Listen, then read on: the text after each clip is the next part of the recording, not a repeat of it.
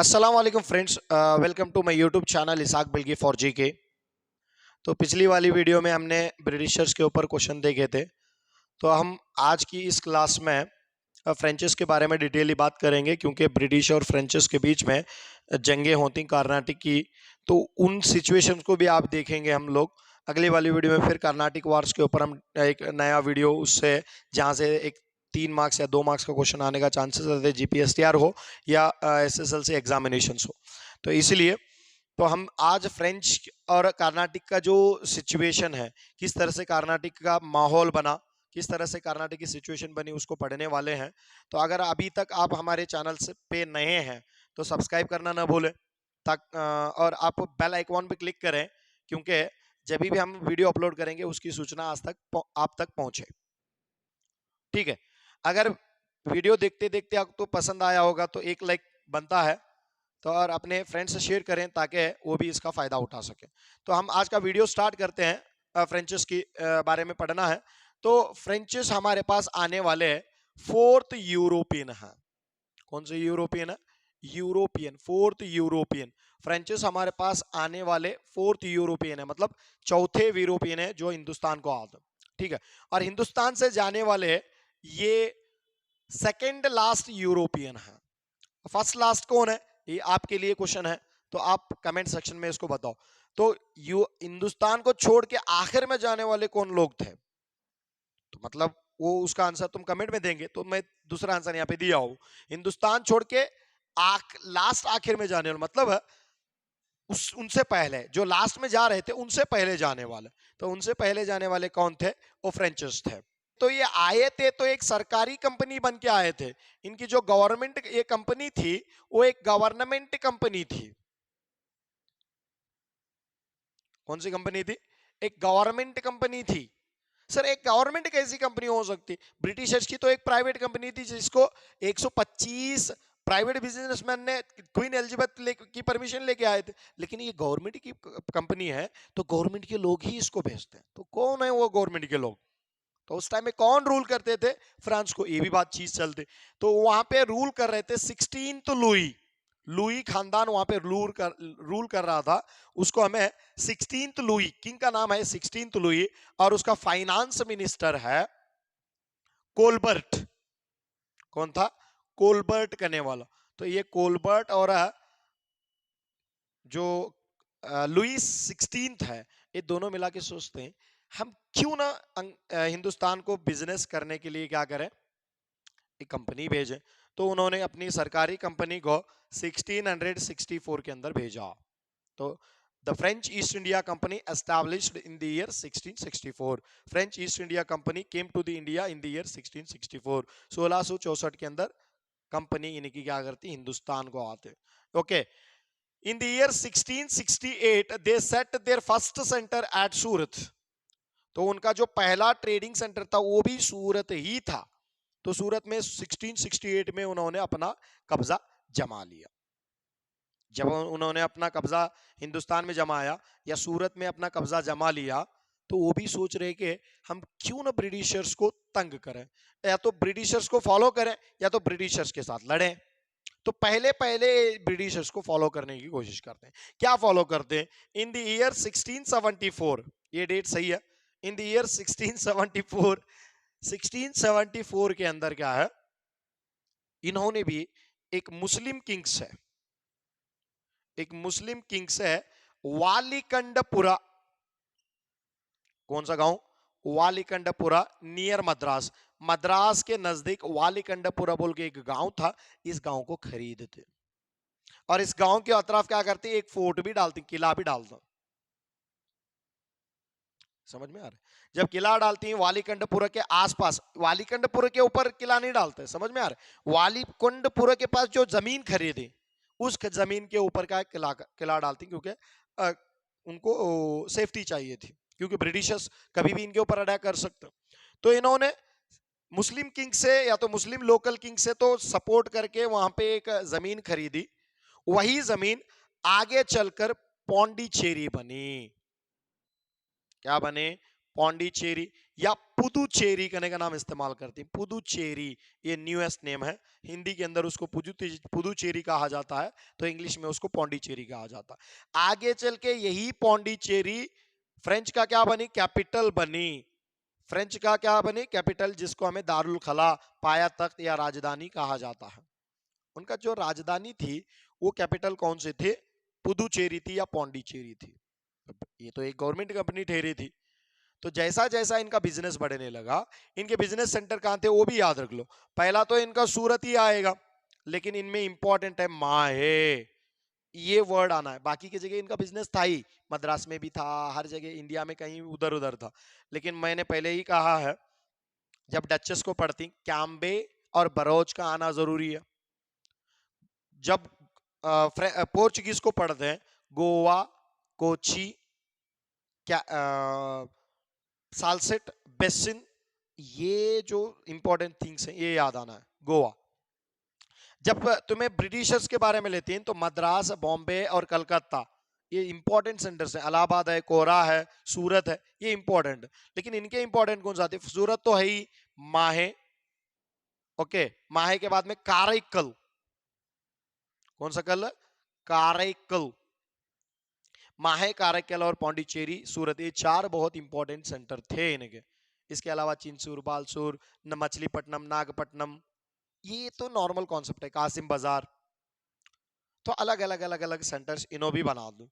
जब इन्हों बनाते हैं, इन सेंटर्स को देखभाल करने के लिए ये लोग भी क्या करते हैं, सीधा डायरेक्ट गवर्नर को भेजते हैं।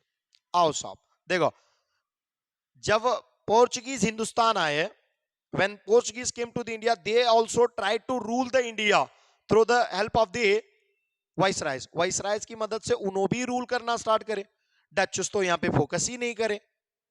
फ्रेंचिस क्या करे, फ्रेंचिस भी आ रहे हैं और हाथ डाल रहे सीधा एडमिनिस्ट्रेशन के ऊपर, इंतजामिया के ऊपर, यहाँ पे हाथ डाल रहे हैं, डायरेक्टली रूल करने की कोशिश कर रहे हैं। इसीलिए तो ये लोग कामयाब नहीं होता। कामयाब कौन होते, ब्रिटिशर्स। ब्रिटिशर्स कामयाब होने क्यों होते, एक तो उनकी कंपनी प्राइवेट है, दूसरा रीजन वो जैसा ही शुरुआत में आती, इनिशियल में they focused on the business only, वो स्टार्टिंग में अपना बिजनेस के ऊपर फोकस करती, शुरुआत के अंदर उन्होंने कभी रूल करने की कोशिश नहीं की। लेकिन ब्रिटिश इन्होंने क्या किया, डायरेक्टली 1742 के अंदर, याद रखो इसको, एसएसएलसी की बुक के अंदर 1746 भी दिया हुआ है और उसी एसएसएलसी की बुक के अंदर 1742 भी दिया हुआ है। हुआ तो क्या 1742 में, इंतजार करो ना बोलेंगे हम लोग। तो 1742 या तो 1746 में the first governor general of French, या तो the first governor of Pondicherry, Pondicherry का फर्स्ट गवर्नर कहो या फ्रेंचिस का फर्स्ट गवर्नर कहो, दोनों एक ही इंसान है जिसका नाम है डुप्लेक्स। क्या नाम है, डुप्लेक्स। इंग्लिश उर्दू में इसे डुप्ले करके पुकारते हैं। कौन सा प्ले, डुप्ले, ठीक है। तो डुप्लेक्स इंडिया में चला आता है। और ये डुप्लेक्स कैसा इंसान रहता है, एकदम सामने वालों के ऊपर अटैक करने वाला, या तो जो कुछ इंडिया में वो हमारा है, हम उसको हासिल करके रहेंगे, ऐसे माइंडसेट वाला इंसान था। इसीलिए तो कर्नाटक की जंगें हो, तो वरना कर्नाटक की जंगें कभी सोच सकते थे नहीं हो। लेकिन ये इंसान जब आते तो कर्नाटक की जंगें स्टार्ट होता। तो इतना ही है फ्रेंच, ज्यादा इनके बारे में नहीं है, ठीक है। इसी लुई की वजह से ये जो डुप्लेक्स यहाँ पे रूल करते रहते हैं, तो अच्छा पहली कर्नाटिक वार हो जाती, तो पहली कर्नाटिक, दूसरी कर्नाटिक के वार में डुप्ले जीतने वाला ही रहते, फ्रेंच ईस्ट इंडिया कंपनी वापस भेज लिख छोड़ते उसे। क्यों, वो गवर्नर थे, वो एक गवर्नमेंट के ऊपर डिपेंडेंट थे, तो उन्होंने ले लिया। तो इसीलिए तो फ्रेंच हमारे पास हार जाता, क्योंकि फ्रेंच की कंपनी कौन सी थी, गवर्नमेंट कंपनी थी, इनको सभी काम करने की आजादी नहीं थी, फिर भी डुप्ले ने कोशिश की। तो ये फ्रेंचिस का मामला था। फ्रेंचिस इतना फ्रैंकली हमारे साथ रहना चाहते थे, यहां तक कि फ्रेंचिस के रिलेशनशिप टीपू सुल्तान के साथ भी थे। टीपू सुल्तान को जो मिसाइल चलाना सिखाया था वो फ्रेंच ने सिखाया था। फ्रेंच के बेस्ट फ्रेंड, फ्रेंच क्या है, टीपू सुल्तान के बेस्ट फ्रेंड थे। और ये भी लिखा जाता है कि the Tipu Sultan have the relationship with French with the joining of the Jacobin club. जाकोबिन करने का एक क्लब है, कहां पे, फ्रांस के अंदर। उस फ्रांस के क्लब के मेंबर भी रहते टीपू सुल्तान। तो उतने इंपॉर्टेंट रिलेशनशिप फ्रेंच के हमारे इंडियंस के साथ रहता। यहां तक के इंडियंस के जो डायनेस्टीज हैं, उन डायनेस्टीज में भी फ्रेंच काम करते रहता। लेकिन यहां पे दुश्मनी किसके बीच में थी? फ्रेंच और ब्रिटिश के बीच में दुश्मनी थी। तो अभी दोनों आंखें दिखाने वाले लोग रह गए। ब्रिटिशर्स तो अपना बिजनेस करना चाहते थे सिर्फ पहले पहले पहले बाद में उन्होंने पॉलिटिक्स में एंट्री लिया। सर पॉलिटिक्स में एंट्री लेने की क्या रीजन है? तो इसको अब देखेंगे इसी वीडियो के अगले पार्ट में। ओके फ्रेंड्स, अब देखो ब्रिटिशर्स और फ्रेंचेस के बीच में क्यों झगड़े होते हैं, उसके कुछ रीजंस हैं। पहले ये सिचुएशन समझना है कि ब्रिटिशर्स कहां पे झगड़े निकालता है। तो पहला पॉइंट है इसके अंदर, the Britishers try to capture the Carnatic region. Carnatic region, sir ये कार्नाटिक रीजन आता कहां पे है?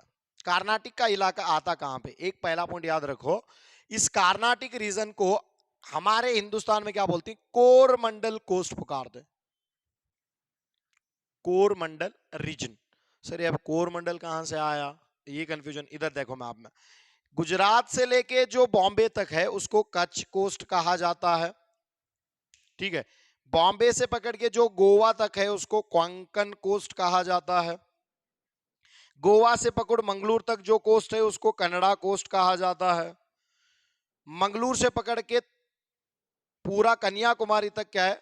मलबार कोस्ट नजर आता है, मलबार। तो ये कोस्ट के नाम साहिली इलाकों के नाम है। तो इसी तरह कन्याकुमारी से पकड़ के आंध्र प्रदेश तक जो कोस्ट है, आंध्र प्रदेश तक, उसको हमें क्या बोलते हैं? कोरमंडल कोस्ट पुकारते। तो मतलब जो मद्रास और आंध्र प्रदेश का इलाका है, जो चेन्नई और आंध्र प्रदेश का इलाका है, जो कोरमंडल कोस्ट है, उसको ब्रिटिशर्स किस नाम से पुकारते थे? कार्नाटिक करने के नाम से पुकारते थे। नॉट ए कर्नाटक, कर्नाटक के बारे में नहीं, कार्नाटिक। क्योंकि उस टाइम में कर्नाटक नाम था ही नहीं, सिर्फ उसको मैसूर स्टेट कहा जाता था। तो कर्नाटक बोल के पहले हिस्ट्री में पुकारते थे उनको, लेकिन उसको मैसूर स्टेट कहा जाता था, इसीलिए कार्नाटिक इसको क्या है? कार्नाटिक कहा जाता है कर्नाटक ने। तो कार्नाटिक रीजन को इन्होंने, कोरमंडल कोस्ट को कार्नाटिक रीजन कहा और वहां पे अपना बिजनेस जमा लिया। सर इन्होंने वहीं क्यों बिजनेस जमा ली?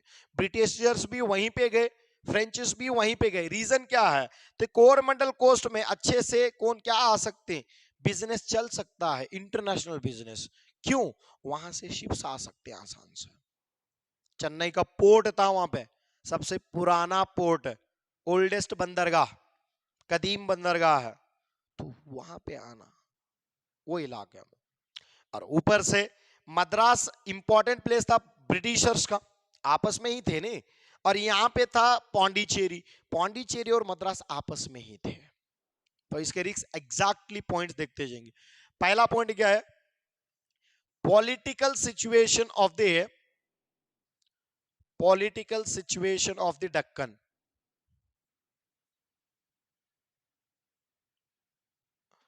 दक्कन, ओके।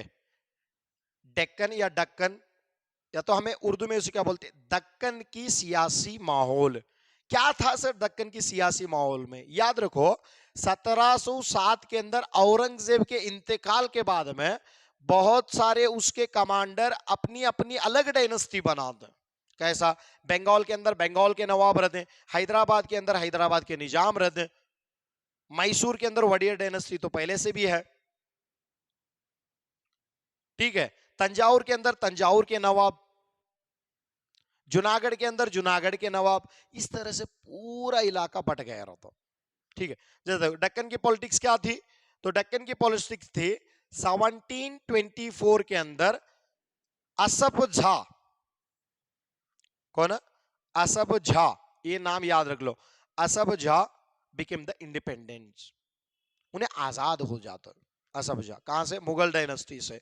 और अपना ही एक डायनेस्टी बनाते, कौन सी? निजाम खानदान। और ये निजाम खानदान के अंडर में कौन कौन से प्लेस थे? आंध्र प्रदेश, जिसको हमें आज के हैदराबाद पुकारते, ठीक है, आंध्र प्रदेश। और एंड ये जो कोरमंडल कोस्ट था, ये कोरमंडल कोस्ट भी किसके अंडर में ही था? असफ झा के अंडर में ही था। ये पॉलिटिकल रीजन है।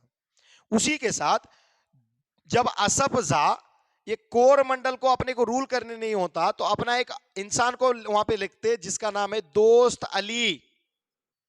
दोस्त अली को वहां पे रूल करने के लिए, वहां पे हुकूमत करने के लिए रखता।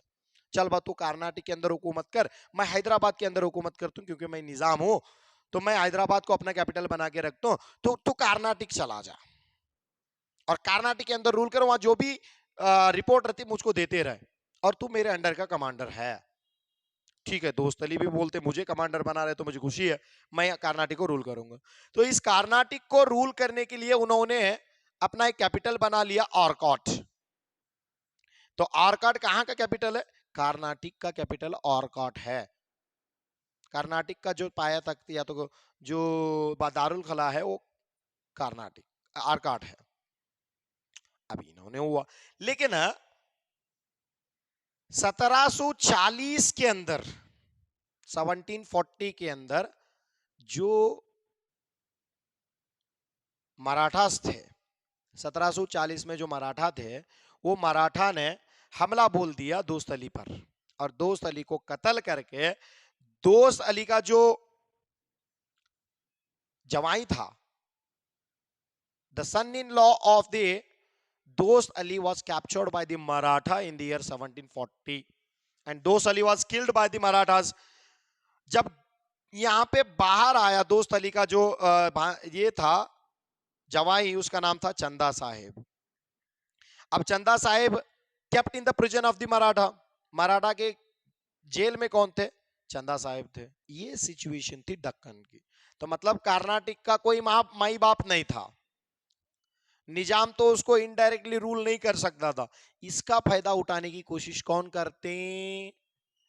ब्रिटिश और फ्रेंच इसका फायदा उठाना स्टार्ट करते हैं। ये पहला रीजन है। दूसरा, the war of the Austria. Austria, ये नाम याद रखो, यूरोप के अंदर नजर आने वाला एक प्लेस है ऑस्ट्रिया। ये ऑस्ट्रिया के अंदर भी फ्रेंच और ब्रिटिश लड़ते रहते। किसके लिए? ऑस्ट्रिया के अंदर हुकूमत तैयार करने के लिए। देखो, ऑस्ट्रिया के अंदर हुकूमत तैयार करते सो हिंदुस्तान के अंदर इंपैक्ट डालता। हाउ? देखो, अभी हमारे घर के अंदर या हमारे बाजू घर वाले दोनों भी सऊदी अरेबिया में काम कर रहे हैं, समझो ये कौन से भी अदर कंट्री में काम कर रहा, अचानक किसी मुद्दे के लेके किसी वजह से हम दोनों घरों में ना अनबन हो जाती, दुश्मनी हो जाती, तो दुश्मनी हो जाने के बाद में उनको फोन में इंटीमेशन करते हैं, तो हम यहाँ पे दुश्मन तो वो भी वहां पे दुश्मन हो जाता। तो ठीक उसी तरह ऑस्ट्रिया के अंदर इन दोनों भी लड़ जाता। तो फिर वापस समझ में आ रहा है, इंडिया में भी उसकी जंग का असरात दिखने को मिलते। Next, leaders like du Plessis, duplex एक रीजन। तो तीन रीजन हमने देख लिया। पहला one political causes, political situation, दूसरा क्या है वार इन ऑस्ट्रिया, और तीसरा लीडर्स लाइक ए डुप्लेक्स।